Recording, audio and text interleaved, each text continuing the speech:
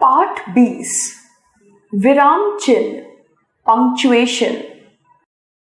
बच्चों, विराम का अर्थ है रुकना तथा विश्राम। लेखन में विराम चिन्ह का बहुत महत्व है। विराम चिन्ह लेखन में स्पष्टता, प्रवाह और सौंदर्य उत्पन्न करता है। विराम चिन्ह से अर्थ स्पष्टता में परिवर्तन हो जाता है। नीचे दिए गए उदाहरणों को पढ़कर समझिए। बोलो मत, चुप रहो। बोलो मत, चुप रहो। बोलो मत, चुप रहो। बच्चों, चित्र को देखकर उनके नीचे लिखे वाक्यों को पढ़िए। पहले वाक्य में कोई भाव स्पष्ट नहीं है, ना बोलने का और ना चुप रहने का।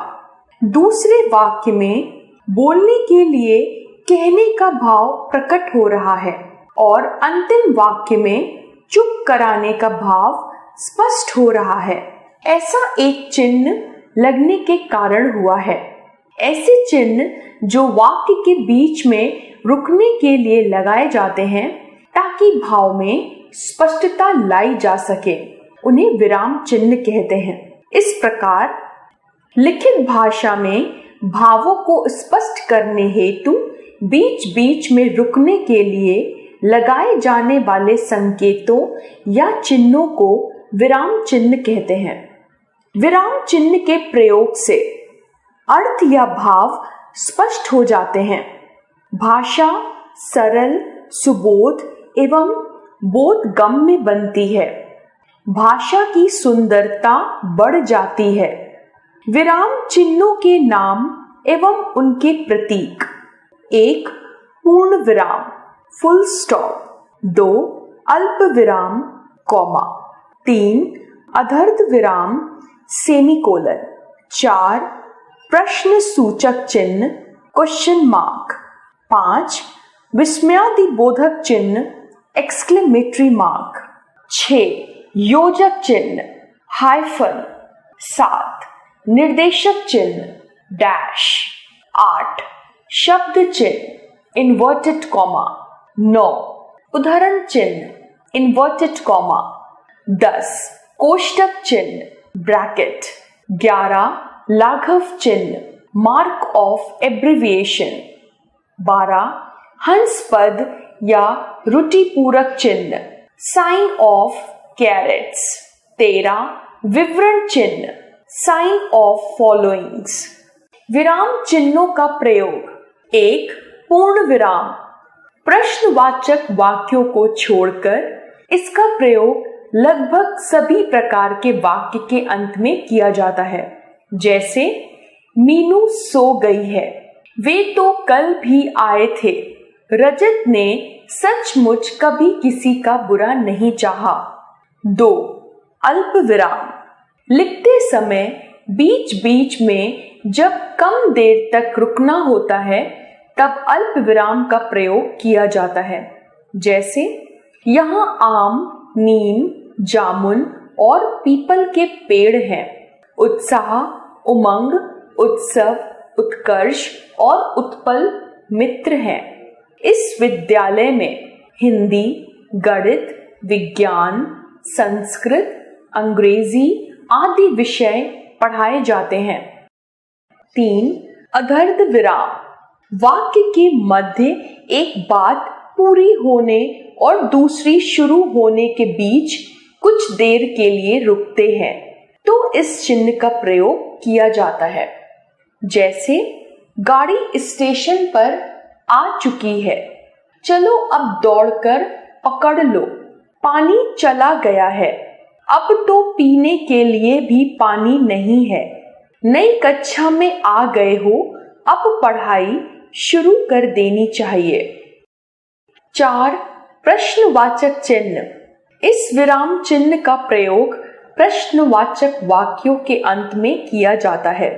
इस तरह के वाक्यों में कब, क्यों, कहां, कैसे, कौन, किस आदि प्रश्नवाचक शब्द लगे होते हैं, जैसे इन पौधों को पानी क्यों नहीं दिया, न जाने कब वर्षा होगी, यह गाड़ी रुकने का नाम क्यों नहीं ले रही है।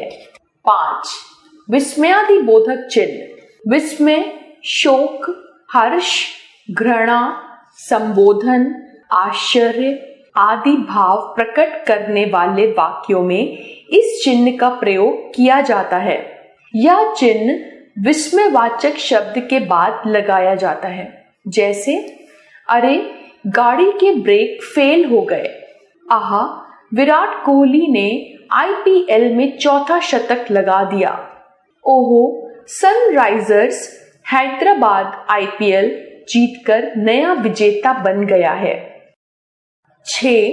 योजक चिन्ह।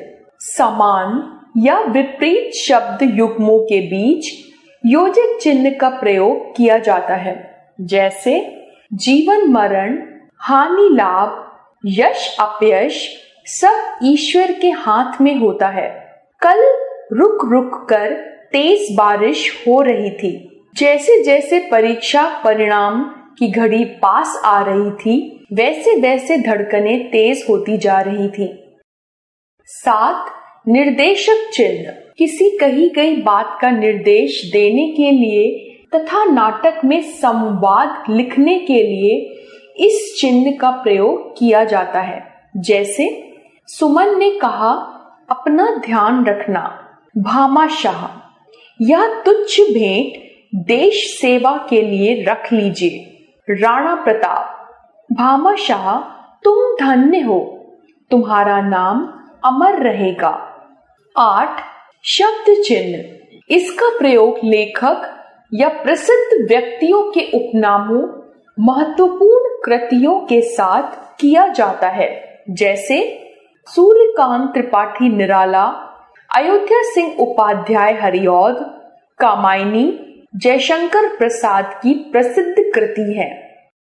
9. उद्धरण चिन्ह। इस विराम चिन्ह का प्रयोग किसी की कही गई बात को ज्यों का त्यों लिखने के लिए किया जाता है, जैसे नेताजी सुभाष चंद्र बोस ने कहा दिल्ली चलो। माँ ने कहा शाम को जल्दी घर आ जाना।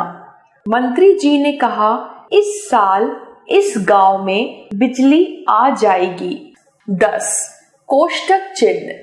किसी अर्थ या नाम को स्पष्ट करने के लिए इस चिन्ह का प्रयोग किया जाता है, जैसे संज्ञा के तीनों भेदों व्यक्तिवाचक, जातिवाचक और भाववाचक की परिभाषा लिखकर लाना। लंबोदर, गणेश जी की पूजा सबसे पहले की गई।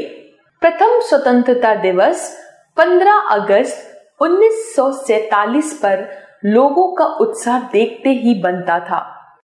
11. लाघव चिन्ह। इसका प्रयोग किसी शब्द का संक्षिप्त रूप लिखने के लिए किया जाता है, जैसे कृपया पृष्ठ उलटिए। कृपया पृष्ठ उलटिए।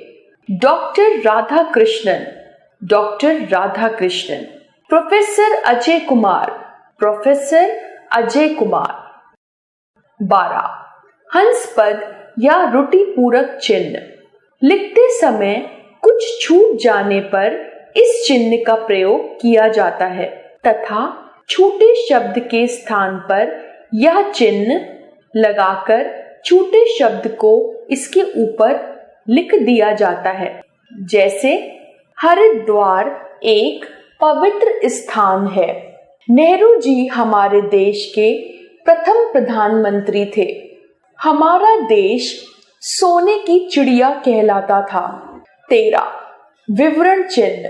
किसी तथ्य का विस्तृत विवरण देने के लिए इस चिन्ह का प्रयोग किया जाता है, जैसे वचन के 2 भेद हैं, एक वचन और बहुवचन।